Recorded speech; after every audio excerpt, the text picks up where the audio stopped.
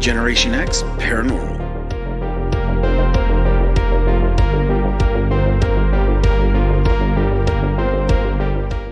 Well, hey everybody, welcome back. Hey everyone. We are Generation X Paranormal. I am Logan. And I'm Nicole. And we have an amazing show. I say that all the time. Every single time. But it's true. But it's not untrue. Yeah. I mean, just amazing. But listen, we have an amazing guest. It's just amazing. Pick a new word. How about fantastic? No, that's my word. Earth-shattering guest. There we go. I don't know why I said earth-shattering. Anyway, if you like Bigfoot and if you like Sasquatch or any of those, guys, we've got somebody incredibly amazing. All the adjectives needed. And that's Ron Morehead. What can you tell us about Ron Morehead? So, Ron Morehead is a renowned author and adventurer, best recognized for his extensive research into the Bigfoot Sasquatch phenomenon. He has earned acclaim as the producer of the Sierra Sounds, which is a collection of recordings representing some of the most compelling evidence in the study of Bigfoot. Morehead's dedication to this field has spanned decades, positioning him as one of the leading figures in Bigfoot research worldwide, with a body of evidence unmatched by other researchers in the field. And he has 2 books out called Voices in the Wilderness and Quantum Bigfoot. Awesome. Yeah. So we're going to talk to him about these sounds, and we've heard a couple. Yeah. And they are... And we're going to put them in the video and in the audio recording because they are just something you got to hear. Yeah, you got to hear them. Let's talk to Ron. Well, hey, Ron, how you doing? Doing, Logan? We're doing good. Doing okay. Good. For once out in the Midwest, we actually had a clear day, and it wasn't without rain or pouring tornadoes. or tornadoes. So boy, been causing havoc in places. Oh, Yeah, it's been rough. something. It never fails. It always seems to be one year it just completely offsets from the year prior. So yeah, nature unleashes. Yeah. God, I can't wait till winter. When winter comes, you can't wait till summer. Yeah, exactly. But Ron, I know we got a great subject to talk about, but before we kind of hit that off, can you tell our audience a little bit about yourself? My name, Ron Morehead. I'm responsible for producing the Sierra Sounds, and I record these animals with me and some other hunters up in the high mountains of California during the 70s, and we had the cassette recordings studied by professors, showing that they were real and they were not manipulated, that they were not slowed down, speeded up, nothing like that. So anyway, excuse me. That's okay. That's my alarm going off saying I'm supposed to be with Logan and I'm Nicole. Well, you're right on target. You made it. Well, I guess I pushed my snooze button or something because I went off a while ago. Okay. Anyway, that's what I am. I produce the Sierra Sounds on cassette tapes, on CDs, and written 3 books now about the encounters we had with these beings they call Bigfoot or Sasquatch. However, that's been quite a while ago. In the 70s, so I've been doing this for 50 years, traveling the globe pretty much looking for more answers because we have some very strange anomalies going on with us up there. But the sounds have been studied, so for someone to say they don't believe them, well, they don't believe the professors that studied an electrical engineer showed they were legitimate. Cryptolinguists said they were legitimate. They represented a language, a complex language. And then you got a Dr. Lieberman at Brown University, who's a cognitive researcher. He says only humans have the vocal mechanism for language.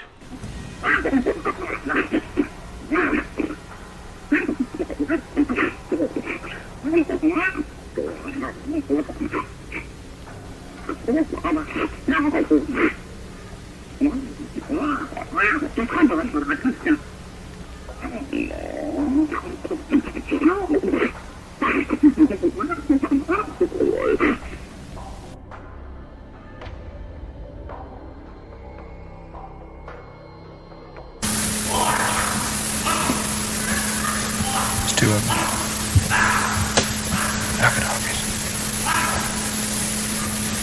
So that puts a human component in them. In my Yeah. opinion. Yeah, for And, sure. So, anyway, I write about that in my last book, which you'll show probably, but it's going well. So Good. that's what I do now. I do these. I love these podcasts. I don't have to travel with these. They're just fun. Right. For sure. I love talking that- about it. I'm in my 80s now, and I love just getting the word out of where I think this thing has taken me, because it's been quite a journey, biggest part of my life, and really I think it's taken me to a place where we need to understand more about who we are as humans, because these things are something like us, but they're not like us. Right. They have a part of us, or we have a part of them, something like that. But it got me Oh, all yeah. the way back into, I was raised religiously, so I kind of first went to biblical texts to see, where giants came from, stuff like that, when we encountered them up there. And it took me way back, kept going back, and all the way back into Mesopotamia, where the cuneiform texts were from the Sumerian tablets. And that's where it gets deep, and that's where it's really, really interesting then, because I think these things were probably created by aliens who have been coming in for eons of time, and but they weren't everything that the aliens wanted. However, they did manipulate the genome of different species on this planet, and you study the cuneiform text and get into that, you'll see it kind of mimics a lot of things that are in biblical texts, but the biblical text just has a few days there and a few days here, but you get into cuneiform text, it's millions of years, sometimes thousands, hundreds of thousands of years. Right. This stuff Yeah. went on. So anyway, I'll Yeah, talk all night if you don't ask me a question here and there. So. Well, no, that's good. That's also a good thing. Yeah, I think we've had some conversation about like the Anunnaki and stuff like that, and Yeah, we talked to Floyd Wills, Yeah. who wrote the book, and he did a lot of research in Lovelock Cave, and I understand you were also there. I've been I there. think for a I've been time there period. 4 times. Yeah, looking for Okay. Okay. artifacts. Yeah. And, I even wrote the BLM trying to find out what happened to it, because that was discovered in 1911. By bat quantum miners, but it wasn't really exposed to Smithsonian until I think it was 1920 or something like that. But anyway, Right. a lot of artifacts have been taken out of there, but a lot of Yeah. but BLM just denies it all. He's not, yeah, that's nothing but robust Yeah. people. But they find in the Humboldt Lake bed right outside there, they got remains too that they found of 8 foot size beings, right. and they were anyway, they were red-haired cannibalistic giants taking the Paiutes out and eating them. Yep.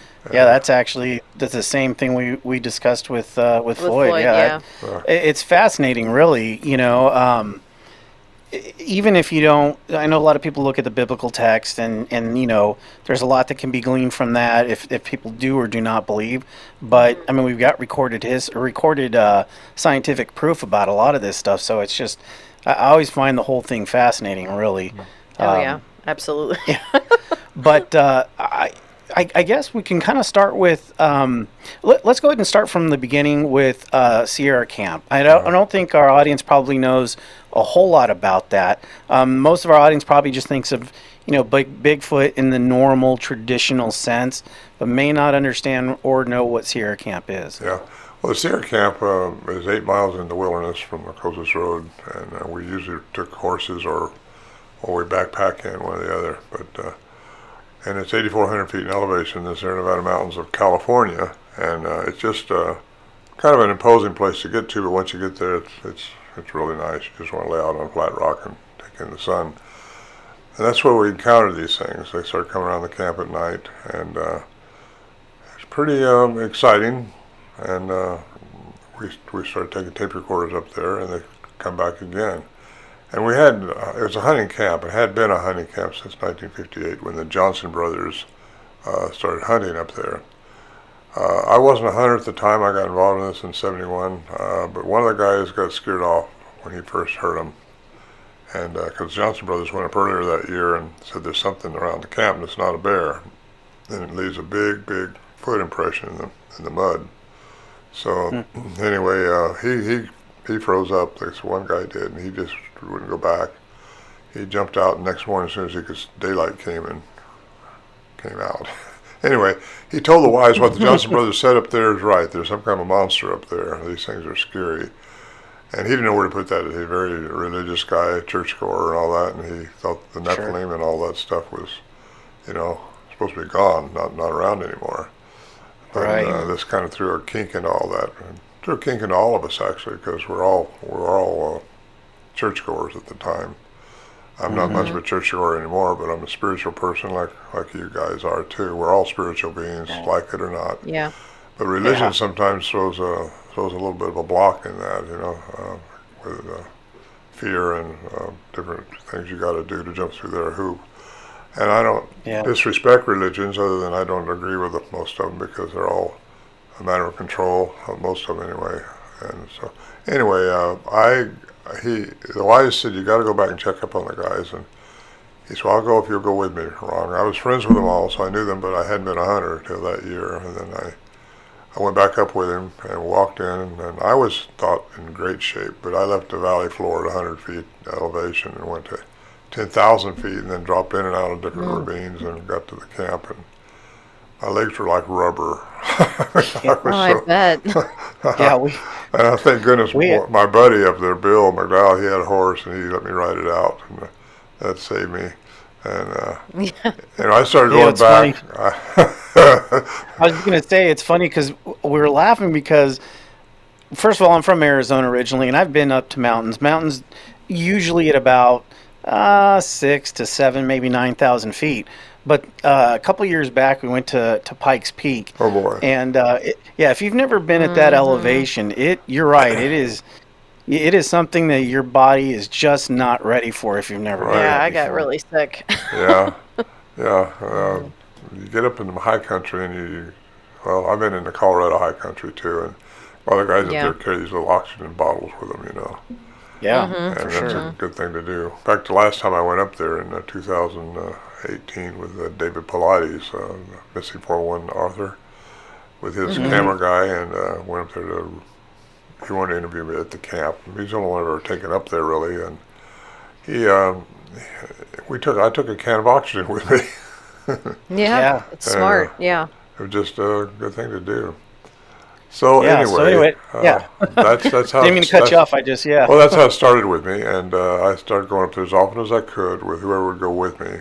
But I became part of the group that way. And that winter, Warren Johnson, the leader of our group, who's now passed away, he wrote a 23-page letter to Ivan Sanderson, a cryptozoologist, explaining to him what was going on around the camp. These things were coming around and chattering and making some really horrific noises. And Ivan Sanderson thought it was probably just somebody pulling his leg, but it was a handwritten letter, and he forwarded it to Peter Byrne out on the West Coast in Oregon. And Peter, reading the letter, thought the same thing, that somebody's pulling somebody's leg here, because this doesn't happen to people. And it doesn't, I guess. We didn't know that. We thought, oh, well, we're experiencing something kind of unique. But anyway, Peter got a hold of a man named Alan Berry. He's a journalist in California, and asked him if he wanted to come down and interview us and see if there's anything to it. Well, he heard the sounds we recorded, and we ended up inviting him in because he wanted to go in and check it out for himself. Not knowing, we didn't know at the time, that he was really trying to uncover a hox. And I didn't know any of this stuff was going on until later on in years when I read the correspondence between the guys. So anyway, Al Berry kind of got took in on, but he was still trying to find how anybody could do this way up there in the middle of nowhere without leaving a sign, other than they let us record their voices. We tried to rig up camera traps, and they would seem to be ahead of us. And we couldn't figure, how could they know what we're doing? They're just an ape out there in the woods. And that's what a lot of people still think. They're just an ape in the woods. But what we were dealing with up there, a lot more than just an ape in the woods. It's a cognizant creature, beings. And they're a little bit ahead of us. And if you get way back, like we were talking about, into the Anunnaki, you find out that they were probably created before Homo sapiens. by cross Yeah, or by genetic manipulation. So yeah, we've definitely run across that too. We've talked to a few people that share that same sentiment. Yeah. Yeah. Sorry, go ahead. I no, wanted to back you up on that. Yeah. ask me a question. I like questions. Did I go far? Well, Did I go far enough? I stopped hunting. no, that's I don't hunt anymore, but I don't no, like that's to. perfect. I don't like to kill anything anymore because I think we're supposed to learn how to respect stuff on this planet. And Agreed. I'm doing that now, and all the way from the timber to the roaches. You know, I don't like spiders. I Yeah. got to tell you that. You and me both. I just don't like spiders. Yeah, our daughter famously hates them. Yeah. You know, what's interesting, and you brought up a point, and I guess I kind of want to touch on it before I lose my train of thought, which happens more than I care to admit. You know, we've had a lot of people that we've talked to when it comes to Bigfoot and cryptids and things like that. And I know you're pretty passionate about this, but, you know, I like the idea of trying to kind of dispel the myth of Bigfoot and Sasquatch and these cryptids of being kind of, Just a primate. yeah, primate, Neanderthal type, you know. And speaking with Simeon and a few other people, you know, I think a lot of people who study this realize that these are very sentient beings. They're very, very ahead of the bell curve, and like you said, probably well beyond ours. Can you talk a little bit about how you've come to that realization as well? Well, first of all, I don't think they're all the same. I think the ones in Okay. Nepal are different than the ones out here. The ones in Australia are different than the ones here. But I think many types of aliens have been here on this planet for eons, and they've messed with the genome of species, a lot of them. So what their agenda is depends on what they made them to be and what kind of Okay. agenda they have. Some can be malicious. And what we ran into up there, I think, was friendly. We didn't get ate up or anything. And that's what made me feel better about going up there so much, because we hadn't been eaten and they hadn't carried us away. We're all heavily armed, though, I got to tell you that. We were ready to shoot our way out of that little shelter if we had been attacked or something, because you don't know from listening to those sounds if they're going to come right through, because they were just within feet of our shelter right outside there. And Wow. if they'd have broke in, we'd have all been deaf right now, but we let some high-powered guns go off. I don't know that would have done. I don't know that would have done any good, but we didn't shoot at Sure them. made you feel better. Maybe, maybe not. Yeah. But they didn't come in after us, and we didn't go out after them.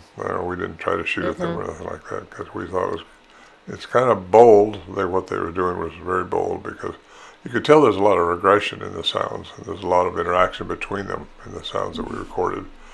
And it just wasn't until '74 when Bill and I went up there, my friend. We were the horse people, and I taking supplies in, which we stored up there, so that when we did walk in, we didn't have to carry so much. We leave our sleeping bags up there, and barrels and stuff like that. And we reassembled a stove up there and things like that. So we had a really nice camp set up, really nice camp. And anyway, it was '74 when I first actually saw one, and that's how long it had been. But we were outside the shelter.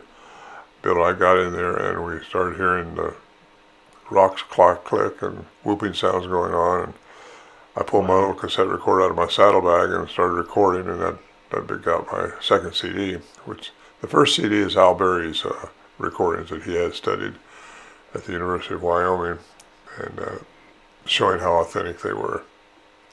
And that was presented at the Anthropology of the Unknown in British Columbia in 1976, I think it was. And it was a professional paper written by Dr. Curlin, professor of electrical engineering. And it came out in a book, Man-Like Monsters on Trial. Anybody want to see that? He shows a graph where their sound tones were, how they were above our range, inside our range, and they could go below our range. And that was pretty unique. But still, you couldn't get academia to follow it, because they all had their paradigms made up, and they think they got to be an ape in the woods. They got to be a remnant of Gigantopithecus or something like that. But when you talk about when I talk about the different ones, I say that because I really firmly believe that. I've been all over now, Peru and Bolivia and Siberia and those places like that, looking at different things. And they just don't all have the same attributes. They don't all have the same same kind of personalities. If you want to get that. Do you think that they, so in talking like with Simeon Hine and a few other people, Well, even Miguel was talking even Miguel, about the different coat, right, different colored coats and colors. Uh-huh. But do you feel they all utilize the same, I guess, mechanism of travel? And I guess what I'm poking at is, do you believe in the interdimensional travel of these creatures? Do you think that they're capable of that, or is that how they're kind of, because of course everybody says, well, why can't we find, if there's Bigfoot, why haven't we found any skeletons or proof like that? But which I think is a bunch of but the argument is made that maybe they move interdimensional. Well, that can address that really good, I think. Sure. Okay. In fact, I go into it quite thoroughly in my book, my newest book, which is Bigfoot Unveiled, and it gets into physics, quantum physics, like my second book did, Bigfoot, Yep. Quantum Bigfoot. But if you understand how the rules work throughout the universe, which is from the cell or atom all the way through the cosmos, works under the laws of quantum physics. We live in a third dimensional density, and that's our parameters, and we're raised in a linear timeline, and really you got to get out of that mindset. But everybody's got their mind made up what they think they are, and you gotta think of your mind like a parachute. If it don't open, you're not gonna like it when you hit the ground. Right. So, but you just gotta, I think, realize what's really going on. We only see within certain spectrum, which is 430 and 770 terahertz. That's our light's frequency. That's all we see is our light's frequency with our eyes, with these two eyes. Yet there's all these other frequencies out there. There's all these other densities out there, and can they go from one to the other?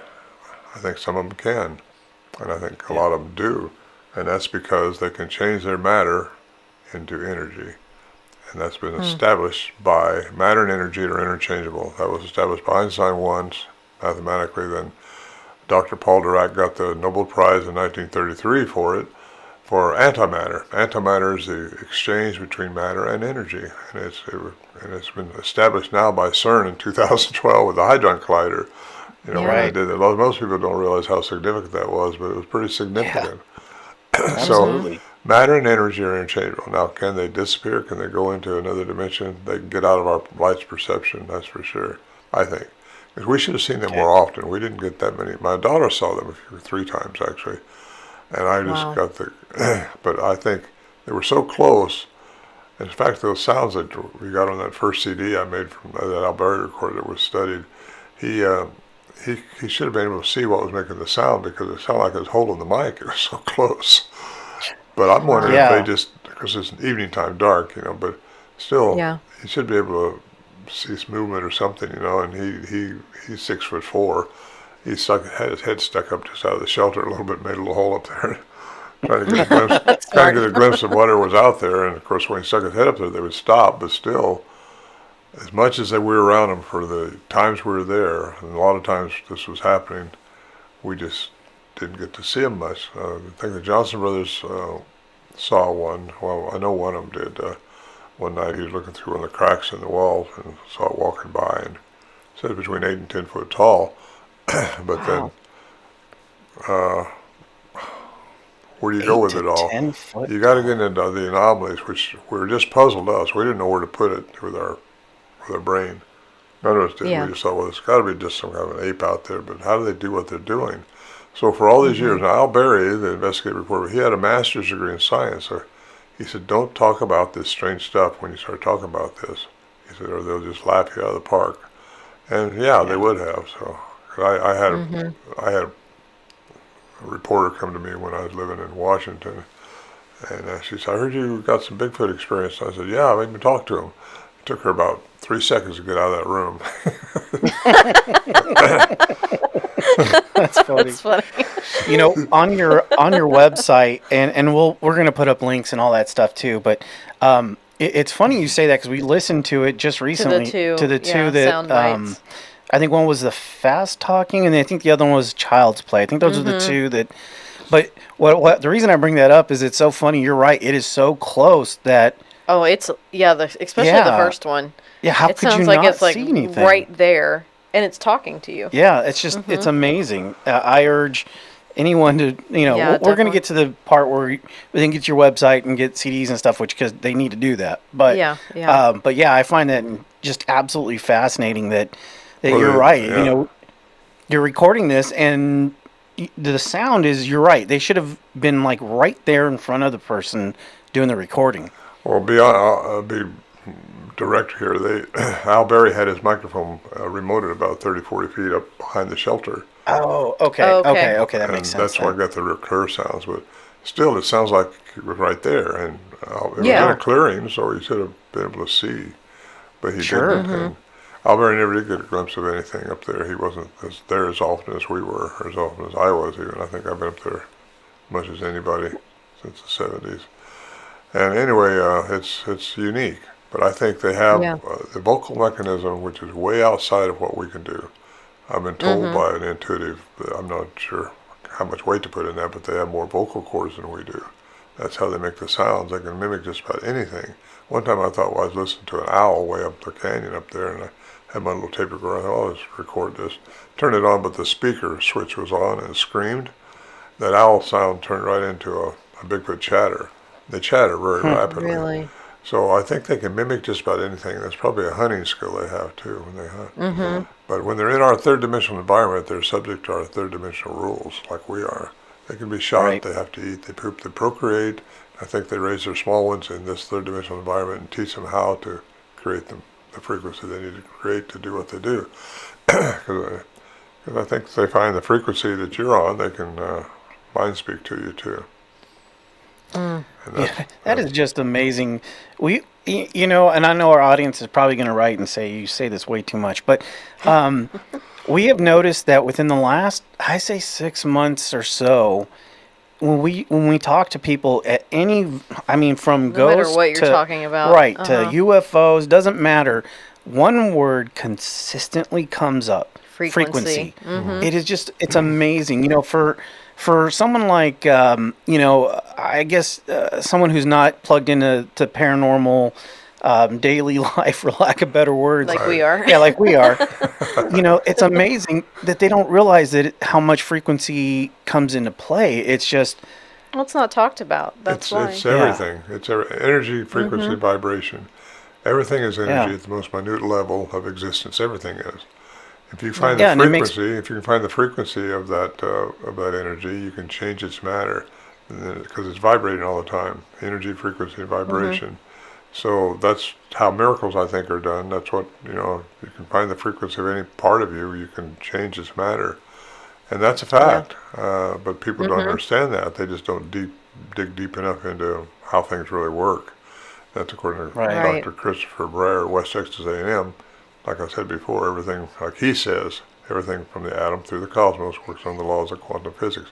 But it has to ride on the back of our third dimensional density, which is Newtonian physics.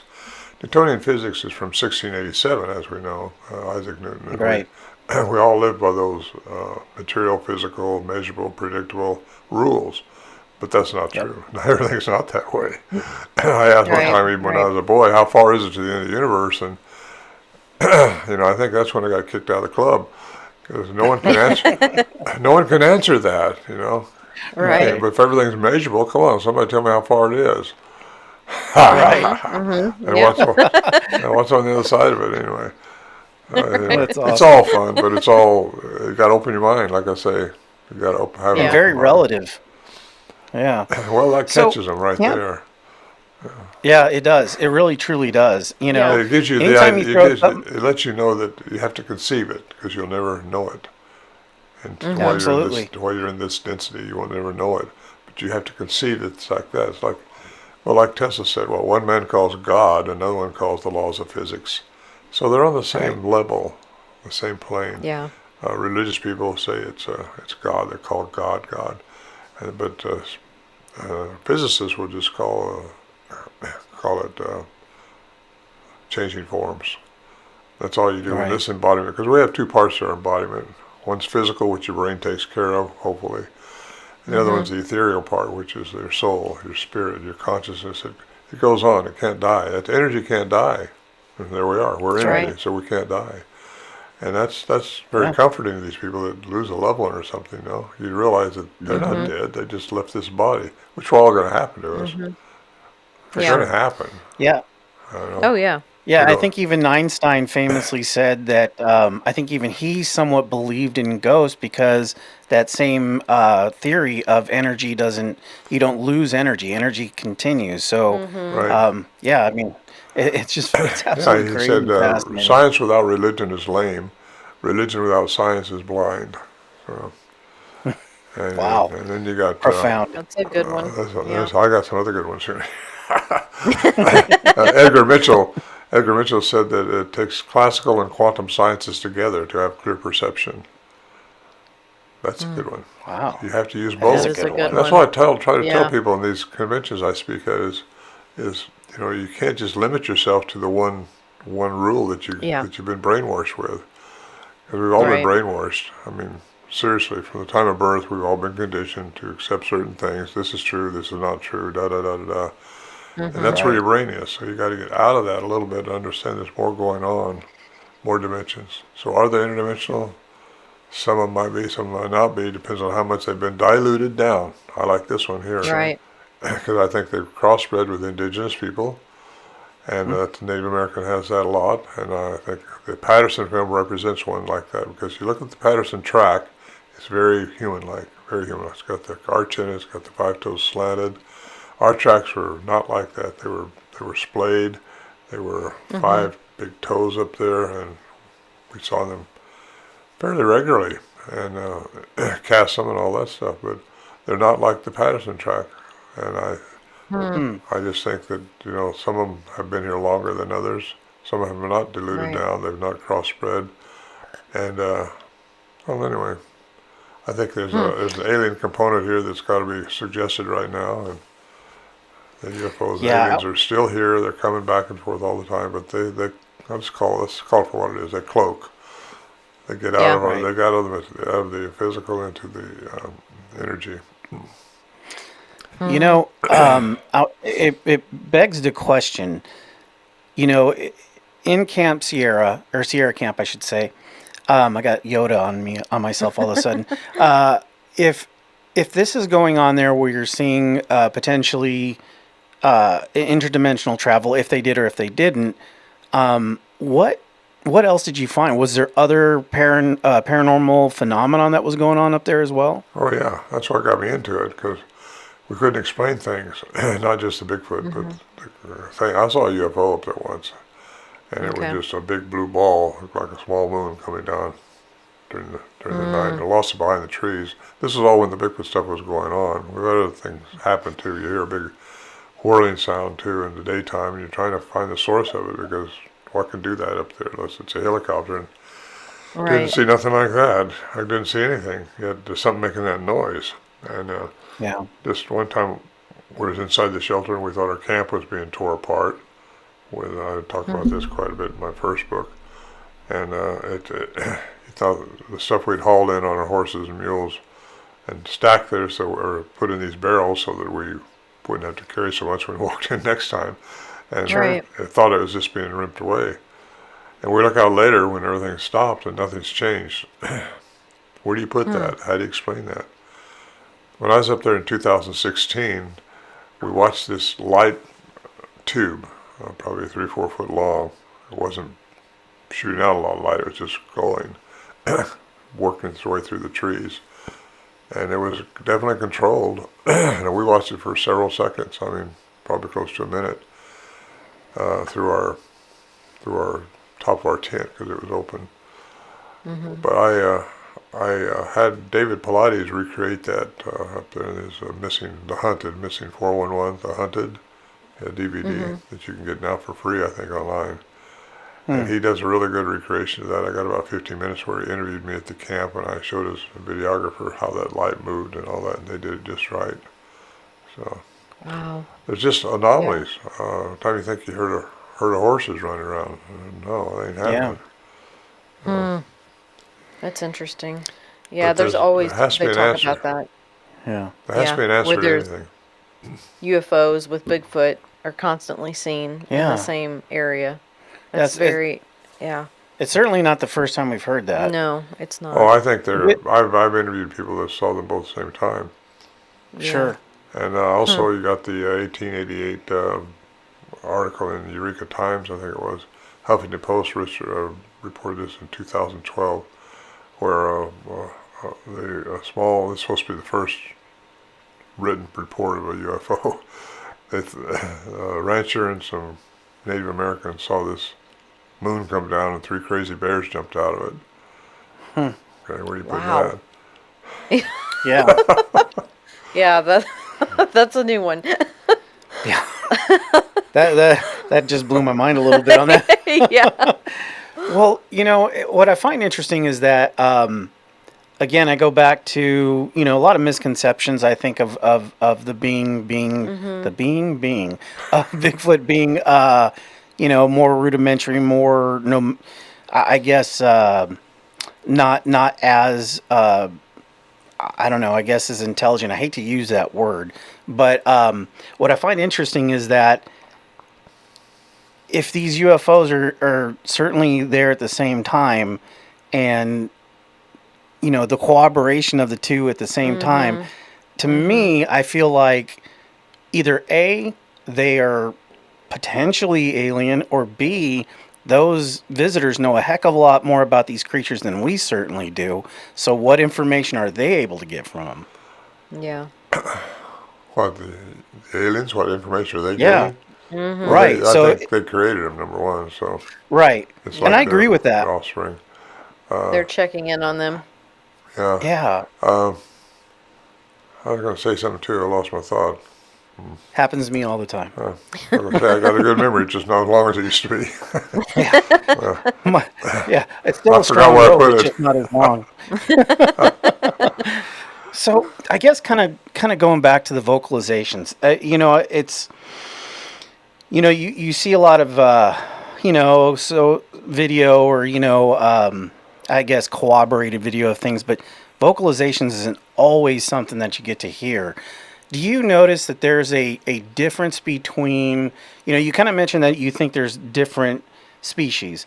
Do you think that they also have different ways of vocalizing? I mean, obviously, if you just look at it from a human perspective, everybody, not everybody speaks the same language. So why then would you think that this creature could do the same? Right. So I guess my question is, do they have different languages? Well, if they have a language at all, not all of them do, I don't think. Okay. Okay. Depends on what attribute was given to them during their manipulation of the genome. But yeah, everything communicates. Birds, dolphins, whales, everything communicates. But only humans communicate with language like we have, and these Bigfoot creatures that we encountered up there also do that.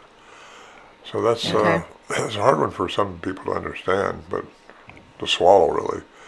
Sure. Yeah. Get into it, and it's really interesting because it's brought me into how things really work and how important we are as humans, because you wonder why they don't interfere with us more. They do, because they have free choices, just like aliens have free choices. And how come they don't interfere more? Well, they're not supposed to. Like the Prime Directive in Star Trek. Yeah. They're not supposed to interfere with our karma, what we're supposed to experience on this planet. That's why we're here, for the experience. And if you learn how to respond properly to the experience, you're going to graduate. Your frequency is going to go up. Your density is going to get out of this three-dimensional jungle that we're in. And if you don't, you're going to have to learn it somewhere, sometime, at some place. And that's why I didn't used to believe this way, but I do now. I believe in multiple embodiments. These people that die who they never learned how love and compassion works. They got to learn that, because the universe is God, and that's love. And we got to learn that in this lifetime, or in some lifetime, this planet or another third-dimensional planet somewhere. Because third dimension means you got to go through linear time like we're going through now, thinking there's a tomorrow, believing there was a yesterday. But if you really look at it, there's nothing but the now. Yeah. Because tomorrow don't exist and yesterday don't exist anymore. So That's true. Nothing exists except for now. So you want to make the most out of the now every chance you get, and respond properly to the experiences that you get laid on you in this life.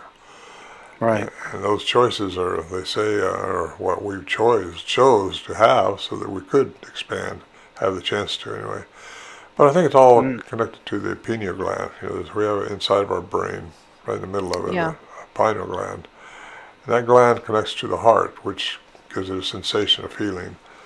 Because that's the information from the universe, in my opinion, how we receive it. It's the third eye of Horus, the Egyptians pictographed and all that stuff. That connects to the heart, which, by the way, has a brain. Been determined they have the brain. A heart has a brain. And it has to communicate with this. And it does all the time. You get this gut feeling, well, I should go there and help Mrs. Jones. Well, no, over here I can make a couple $1,000 in just an hour. So your brain analyzes this, well, I'm going to make $1,000. Hell with Mrs. Jones. Right. Are you listening, Mrs. Jones? But anyway, Mrs. Jones needed help, and that's what your heart said to do. But you have to get those in coherence with each other. All three of those elements have to combine. You have to learn to listen. You do that through meditation, lining up your chakras. You get the meditation going that frees your heart up into hearing, and it's going to hear everything that comes through. That's what it's for, to give you that feeling of emotion. And once you can, like I say, learn how to work those together so the rhythm is right, and you can listen to your heart and go by your heart, your gut instinct. I believe that wholly myself. If you can do that, then you're gonna be better, because we all have to raise out of this third density environment that we're in. And I think we're doomed. We're not doomed, but we're headed for the fifth or sixth dimension. And I think really, I go over that in my book too, Dimensions. And I think the sixth dimension is the sixth part of Tesla's manifestation code. And the Anunnakis, who we're made in the image of, and there's good Anunnaki too, by the way. They're not all bad. They weren't all bad. Just the ones who changed their density into third dimension decided to come down to Earth and join this race, because so many want to experience this. It's really an ultimate place to be. So we have the chance to get higher. But think about the Anunnaki, what they were. They were powerful beings from the sky, right? They were changing things. They were manipulating genome. They were creating things that give mankind a real kick in the butt, to get going. And we're made in that image of what they were, and not necessarily their agendas, but we are a warring species, don't get me wrong.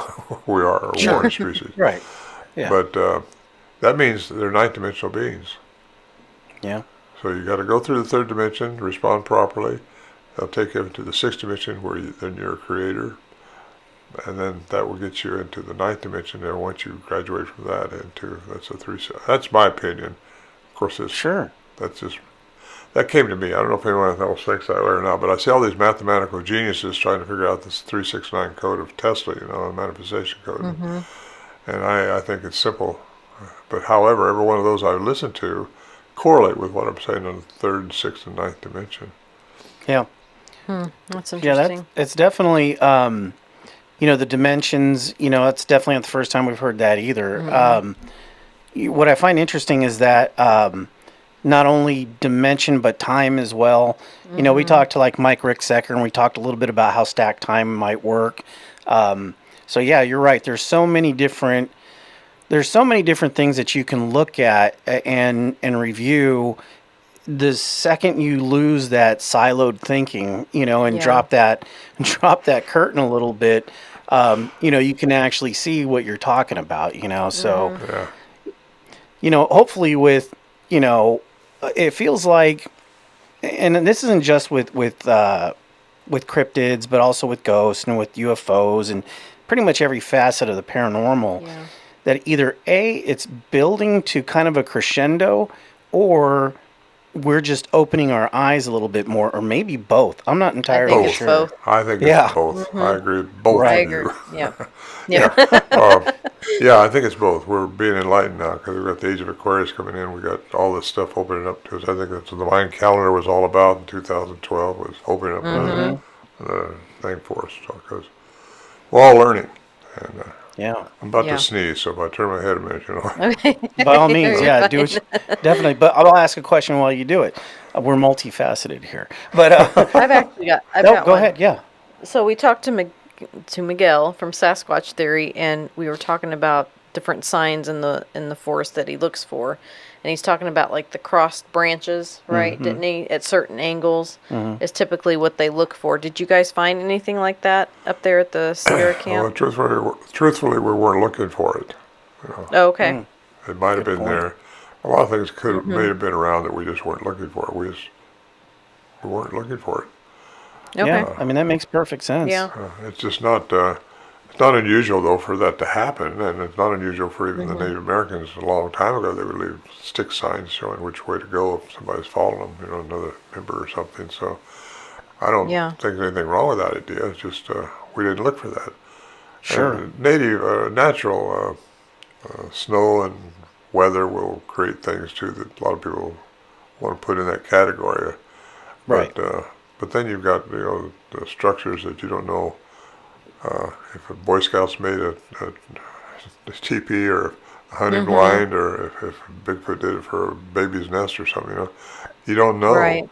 And like my friend Peter Byrne used to say, if you don't see what made it, you won't know what made it.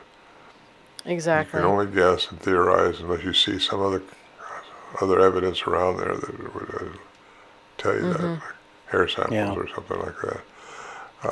But anyway, it's interesting how many people, every time they see something, even by nature, nature can do a lot of things with snow loads and wind and all that stuff, and they want to attribute to, because they're hungry for information. Yeah. And I went into Portlock, Alaska, a couple of years ago with the Discovery Channel. They were filming up there with this Portlock villagers wanted to rehabilitate their site because they got ran off. The whole village got ran out of there in the late 1940s, and because a lot of the members were being mutilated and killed by what they call a Sasquatch looking. They didn't call it that. They named something else, creature. And they wanted to know if it was safe to go back in there and rehabilitate it because the fishing was good, everything was good. And they wanted me to tell them. Can you imagine? Got no pressure on me at all. All right. Yeah, go ahead. Talk about putting you on the spot. Head back there. If you don't come out, we'll know what happened. But anyway, I was up there a few days with them, and it was exciting. It was fun, and I do think they have something up there. But when I was taken in by helicopter out of Homer, Alaska, circled the area quite a bit, and I see where many years ago, they had timbered it, clear-cut it, a lot of it. I mean, just you could see the other growth, the older growth above that somewhere. And what I read too, they were also mining the area. And from the pictures I saw, they were overfishing it. I mean, they were carrying a lot of fish in, and I think they were overfishing it and just not respecting the area. And I said, really the way you make friends with these things is with respect. They're not just some animal out there waiting to kill you. I'm sure if they were cutting all those trees, and by the way, I've got a whole chapter on trees. The trees are very important to these things. More reports around from people are clear cutting especially, that people are seeing these things. Yeah. And I put all that together over the years because I've talked to so many people. Oh, we're just bucking along, we're just cutting this. And anyway, Native American lore, let me say this one little thing, says that they live in two worlds. Well, what does that mean? In our frequency and outside our frequency. And they also live in trees. And I've heard a lot of people say they saw them come out of a tree and go into a tree. Interesting. And I've had a lot of them say, well, they come off behind this tree, and then you find out the tree is only 2 foot of diameter, and 4 foot shoulders on the thing. So you got to wonder if they're not manipulating their energy into a tree or their battery into a tree for. Could be. Sure. I mean, they do take your batteries out when you're up there. They didn't take ours out, but they took Scott Nelson. He's a cryptolinguist who went up there with a sack full of batteries, and they're all dead. Jeez. Wow. See? Yeah. Just with ghosts, and they do the same thing to manifest themselves to gain that. Yeah, that makes sense. It's just wild. It does make sense. But I love that they're protecting the land. That kind of. Yeah, I think that's very important. I think they got to respect the property and show. I think we all do. That'll help us. That'll help us. Excuse me. Well, I've heard stories about the natives at least in Oklahoma, would leave gifts for them, like under like the crossed trees. They would leave them gifts to stay, basically like, here's this, don't come attack us and kill us. But Right. they would leave them things all the time, at least the tribes in Oklahoma. Well, they gifted us up there in the Sierra camp. Oh, okay. Oh, really? Yeah. What did they give you? Okay, we had this old bucket up there that we took in to let the horses have water so we didn't have to take them all to the creek. And, Yeah. and feed them grain and stuff like that. And we would fill that up with pine cones so we could start a fire. And we did that just about every day because we started a fire that night in a stove. We had a stove. And one day we went out for a walk. Of course, all the pine cones were out of that. We came back and it was full of pine cones. Really? Wow. And Wow. the biggest one, though, is 1974, the night I saw one. I was interacting with them via my second CD. I saw a big track on the trail going, and I was a head horse, so I would always look to see if anybody else had been up there. Of course, you get so far, there's no trail, you just have to know how to go. And so that was encouraging, because okay, they're around. That's definitely a track. Because earlier on that trail, our horses got really spooked from something, but we didn't think anything of it until later on. Because it could have been a bear, it could have been a deer, it could have been anything jumping out of a Right. bush or something. But plus, Sure. I got a 52-inch rattlesnake there one time. Oh, Oh, jeez. I got a headband out That of is it. a big snake. I got the headband out. Not this, Oh, there you go. Not this one. I didn't have- Oh, okay. No, I had to chase that alligator down a long way for that. Awesome. No, but when we got into camp, they had already gotten there. We didn't know that at the okay. time, but Bill started taking care of the horses and mules, and I started getting a fire going, and all of a sudden we heard these cracking, rocks cracking in different rhythmic sequences. Then you start hearing the whoops, and we learned from the years before, don't react to that stuff, because if you start shining a flashlight out there or something, they're going to be gone. So just leave it alone, keep doing what you're doing. If they don't think they got your attention, they'll come in closer, and they did. And they started. That's when they started chattering, asking me things, and you hear them. That's when I recorded the Samurai Cry. I went over, got my cassette recorder out of my saddlebag, and turned it on, and got some pretty good vocalizations. And they were interacting with me, absolutely, with questions, and I have no idea what they were saying. In fact, I didn't realize anything about language at that time, other than I could talk it. So I was trying to mimic what they were doing, and I think they thought that was funny. They will toy with you, by the way. I think they teach their young ones how to mess around with humans, because they think that we think we're smarter than them. And we do. That doesn't surprise me at all. Oh, we do think that. Well, can I tell Yeah. you, they've We been do. here. They've been here longer than Homo sapiens, most of them, and I think we have a lot we could learn if we can ever learn to really get close to them. But they're not supposed to interfere again with our karma, what we're supposed to respond to. But they do, some of them, and I think they felt safe with the environment we had for them because we wasn't shooting at them. They actually move our deer when we were out hunting. We'd skin the deer and hang it up behind the shelter on a cable, and you could go back there and see where they moved the deer, find the big tracks underneath the deer. Really? But they never oh, my took goodness. it. They only took food Yeah. we That's left wild. out for them. So they had respect for us in that regard, I think. So That's fascinating. That's I awesome. respect them. Yeah. That's so cool. It's amazing. You know, Oh, let me finish that right quick. yeah, please. Yeah. Yeah. The next morning when we came out of the shelter, how we knew they were there when we got there is I looked to the right of the shelter door, which is a big log between these two big trees. Moved aside, and there's a big track right there to the right of the shelter. And that track had Bill's dust cover from his rifle in it. And it wasn't mashed down, it was tilted up on the track. So the track had been made before we got there. And then you look up on the roof of the shelter, and there's 2 fresh alder brushes up there, which was put there. That's a gift. Because we had redone the shelter's roof that summer, and there was old alder up there, but it was all dried up. We had the 2 fresh ones up there, which was twisted off. They're that big around, twisted off with the spring. Oh We my couldn't have, no goodness. human could have done that. No. Jeez. And bears don't do that. Wow. Wow. Anyway, that's impressive. That's that story. That's awesome. That is impressive. Yeah. Ron, I can't lie to you. It just blows my mind everything that you shared with us today. Honestly, a lot of the stuff we talked about, I've heard a little bit before, but just the experience that you guys have had, and with Camp Sierra or Sierra Camp. There I go again. That's like okay. I turned backwards. But I know what you're saying. do I though? I'm not sure. But anyway, I know that our audience is probably going to want to know Or want to hear or those want to sounds. hear those sounds and want to know more about the things that you discovered and things that that you wrote about. So yeah, if you could tell us about where they can find you, how they can get to your book, and you also did a documentary, I believe, right? Actually, they're working on a documentary right now. It's not released Okay. yet. Okay.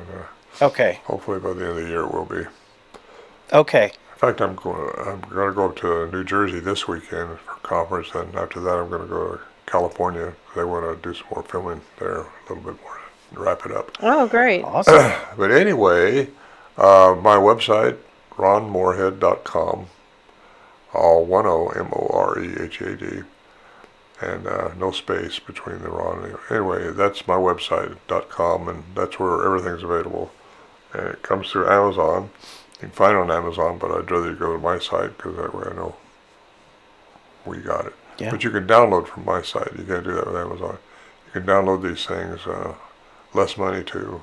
None of them are expensive, but you can download either one of my CDs, which I produced, which one's narrated by Jonathan Frakes from Star Trek Next Generation, and about 40 minutes long. It has Al Berry's account. He wrote a story, and I produced it, and Jonathan Frakes narrates it. And then the second one I narrate, and it's my 1974, or it's my chronicles, what it is. It's the whole ball of wax of what we went through, what I've done, and just up for 40 years anyway. 50 years into it now, 52 years into it. Wow. What It's a amazing. legacy. Yeah. No kidding. It's amazing. Well, it's been a fun journey. Yeah, I don't doubt that for a second. That is just well said. I think that we could probably have you on here for the next 8 hours. It's amazing. But thank you so much for taking time tonight and kind of sharing this legacy, like Nicole said, about what you've been through. And I highly urge our audience to reach out to you because, wow, just amazing. Yeah, they can reach me through my website. Okay, Yeah. perfect. I got other information on there too. Okay. Awesome. Okay, great. And then- Yeah. Yeah. All right. I think that's great. Yeah, thank you so much. Ron, it was an honor to have Oh, you. it's Yeah, been it my was. honor. I Thank you. just love to talk about this because I think that it might lead people into realizing who and how important you are as a human being. Absolutely. Made for dominion on this planet. And that's what we're here for, is experiencing no matter what. Don't be a victim on anything. If you think you're a victim, you're going to go backwards in frequency. And you don't want to do that. You want to raise your frequency and make the most out of everything. But my grandson, he told me, he said, "Oh, we lost the football game tonight." And I said, "You didn't lose." He said, "Well, they won." I said, "Yeah, and you won too, because you learned something, didn't you?" Yeah. That's right. you either win or you learn, But no Yep. such thing as losing at anything. So I try to That's teach perfect advice. you. Absolutely perfect. Perfect. Yeah. And I can't think of any other better way to end it than that. So, Okay. Ron, thank Well, you once It's again. been my honor being with you guys. It's been a pleasure. Thank you. Thank you. Thank you so Well- much. And we'll let you go, and you have a great night. Thank you. Once again, I thank Ron for coming. Wow. Mm-hmm.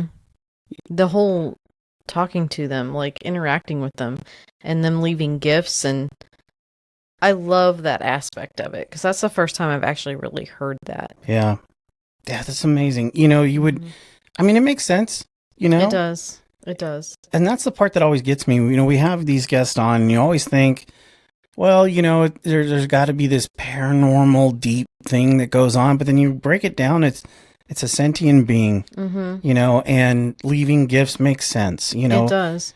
Well, and, when we talked to Simeon, he was talking about how the Native Americans said that they used to trade with him in, what was it, Alaska? Right. And then Ron was talking about, where he thinks possibly there was like interbreeding, which Yeah. I don't know about that, but when you think about that and you think about the natives, they're always protectors of the land. Yeah. They, at least back then, they would give a gift, still probably, to, what am I trying to say here? Give a gift to... For a sense of community. Oh, like, yeah. You know what I mean? An Like, give a offering. gift, an offering. Yeah. To welcome you, and then you take care of each other, right? Right. That's, at least the way the movies like to depict it. But we know because we've been around, they're very giving. They're very, they take care of the land and the water. And if they've learned from the natives, or if they've, in the past or whatever the sense may be, that's the way I kind of like see it. For sure. That in makes a way. sense, yeah. It does make sense. I think it does. And I love that part of it. I mean, all of it's very just captivating, but tell us what you guys think. I mean, this show is just as much yours as it is ours, and we're really interested in your opinion. Yeah, I think I will say that first sound on his website, the chattering one, the one that goes up and down, the one that's like really chattering, reminded me of Signs. Do you remember the movie Signs with Mel Gibson? Oh, yeah. Where the thing's like clicking? Yeah, you know what I mean? Right, yeah. That's what it sounded like to me, and I was like, I wonder if he's going to talk about aliens. Well, he did. It is, yeah. So that's interesting. Of course, that's just a movie. Well, but some movies are based on some theory, so... Right. Well, but that's what it reminded me of. Yeah, I mean, Signs, great movie. Scary at times, but anyway. But listen, guys, thank you so much. We had a blast talking. Amoebas, yeah. I forgot about that. All right, guys. We had a great time. Thank you so much for being with us tonight, and we'll see you next week. See you next week.